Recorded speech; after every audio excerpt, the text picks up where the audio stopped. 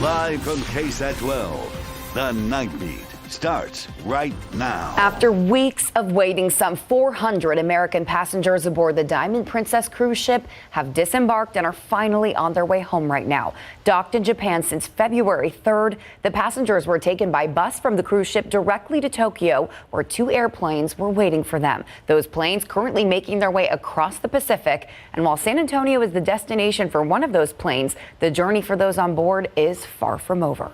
Joint Base San Antonio-Lackland now making preparations to receive those passengers. The flight carrying them is expected to arrive overnight at Kelly Airfield, where they will then be taken over to Lackland for a mandatory 14-day quarantine. The night team Stephen Cavazos has been at Kelly Field all afternoon and evening. Stephen is live right now. Are we seeing any preparations made to transport those passengers?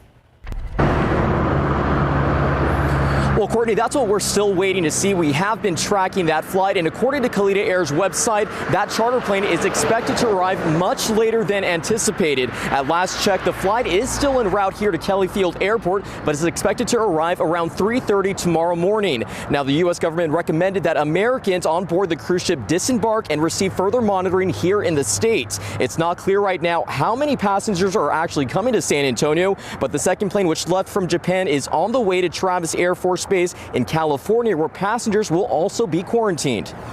Are we for sure going to be quarantined for 14 days? Yes. I didn't like that answer. Now, passengers on board the flights are still being closely monitored for the duration of the trip. Anyone that tests positive or becomes symptomatic will be taken to an off-base facility regulated by the Centers for Disease Control and Prevention. Now, their arrival comes after the Department of Defense announced quarantine zones at Lackland and 3 other military bases will have extended availability until mid-March. Now, again, that flight destined for San Antonio is expected to arrive around 3:30 tomorrow morning. Stay with KSAT as we continue to bring you the very latest. For now, reporting live, Stephen Cavazos, KSAT12 News. Tim, Courtney. Thank you, Stephen. When you think of your local school board member, you probably don't think of this. A former attorney who was forced to give up his law license on probation for 2 felonies and asked to leave by fellow board members. But for the past 2 years, Gary Inman of the Schertz Cibolo Universal City ISD has refused to give up the seat he's held for 20 years.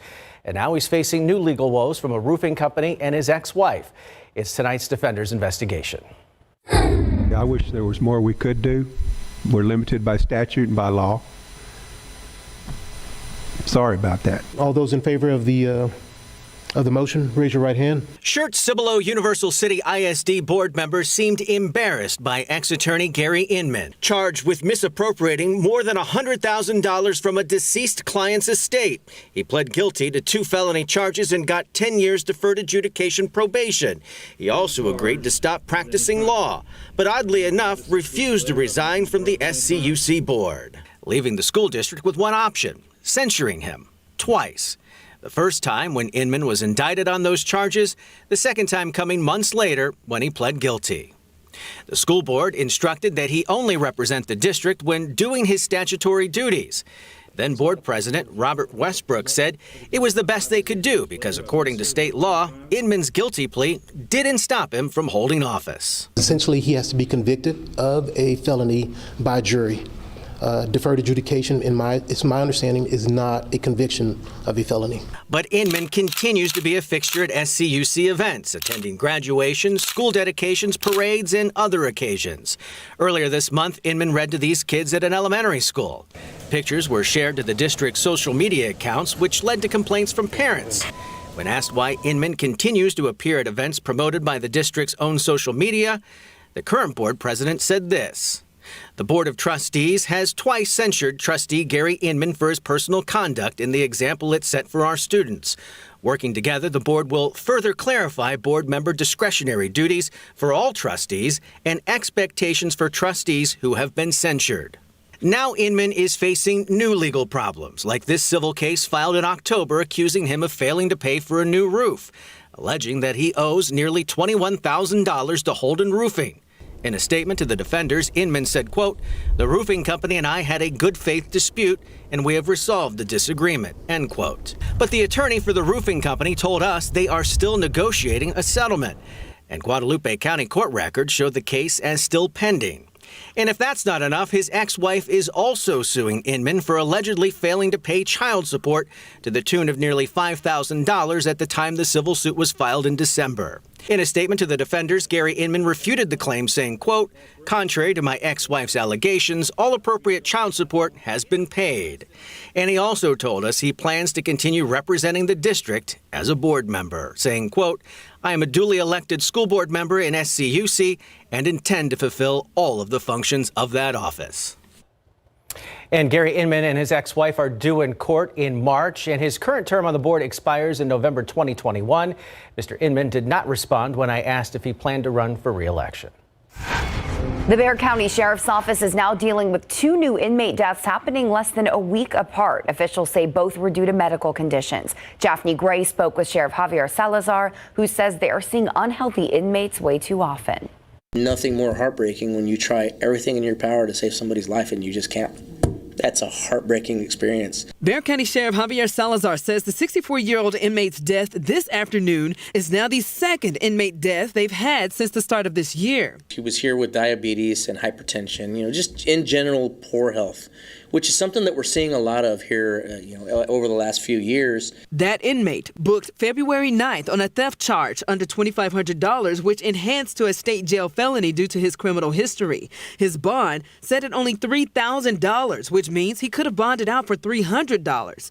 Unfortunately, at 2:21, while waiting in the infirmary to be transported to University Hospital for treatment, he went into cardiac arrest. Deputies, medical staff, and EMS performed life-saving measures, but the inmate was pronounced dead at 3:06. A similar incident happened this past Wednesday. 50-year-old Claudine Marie Parisi also suffered a cardiac arrest. It appears that her death was due to natural causes, but just generally poor health.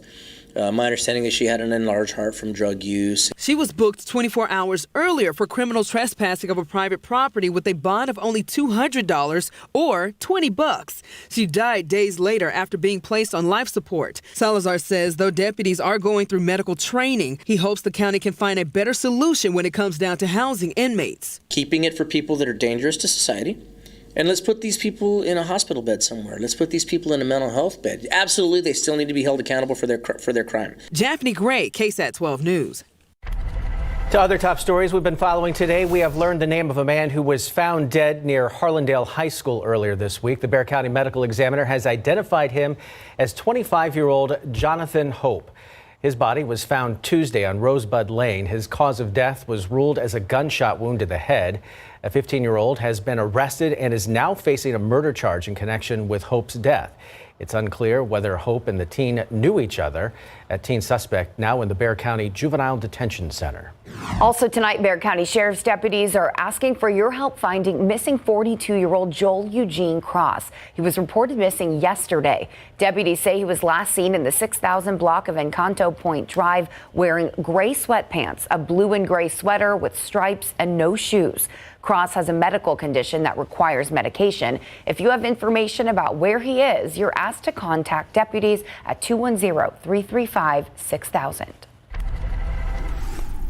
Good evening. Taking a look outside with live cam, down to 57 degrees. Nice and cool out there now, but we'll see if that fog redevelops late tonight through early tomorrow morning. So we started off foggy this morning, a little bit of clearing in the afternoon, and I expect we'll do that all over again tomorrow. And we've got a couple of spring-like days coming up to start the week. We'll see our temperatures in the afternoon climb back into the 70s, but winter will be making a comeback before too much longer. We have a front coming through late Tuesday, and look what this does to our afternoon temperatures. By Wednesday and Thursday, we're going to have a really hard time warming up thanks to additional cloud cover and rain. So some big changes coming within the next couple of days. We'll talk in detail more about this. Get you ready for the week ahead.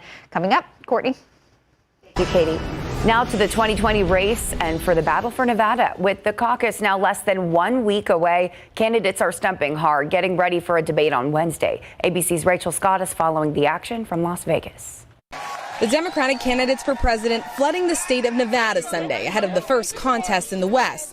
The caucus is just 6 days out and early voting is already underway. Mayor Pete Buttigieg leading with the most amount of delegates so far, taking aim at conservative radio talk show host Rush Limbaugh, who said the country won't elect him because he's been kissing his husband on stage after debates. I love my husband. I'm faithful to my husband. On stage, we usually just go for a hug, but I love him very much. And I'm not going to take lectures on family values from the likes of Rush Limbaugh. Senator Bernie Sanders, fresh off his New Hampshire victory, continued his Medicare for All push at a rally in Carson City. The function of health care is to provide quality care to all, not to make huge profits for the drug companies and the insurance companies.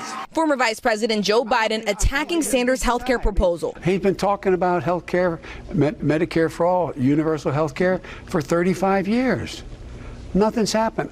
I helped get past Obamacare. Senator Amy Klobuchar racing to get ahead. Despite finishing third in New Hampshire polls, she has limited support in Nevada and South Carolina. My name identification in states outside of the early few states was not that high. Meanwhile, President Trump on his way home from his Florida retreat, making a grand entrance at the Daytona 500. Gentlemen, start your engines. With a lap around the famed racetrack and his presidential limo. Rachel Scott, ABC News, Las Vegas.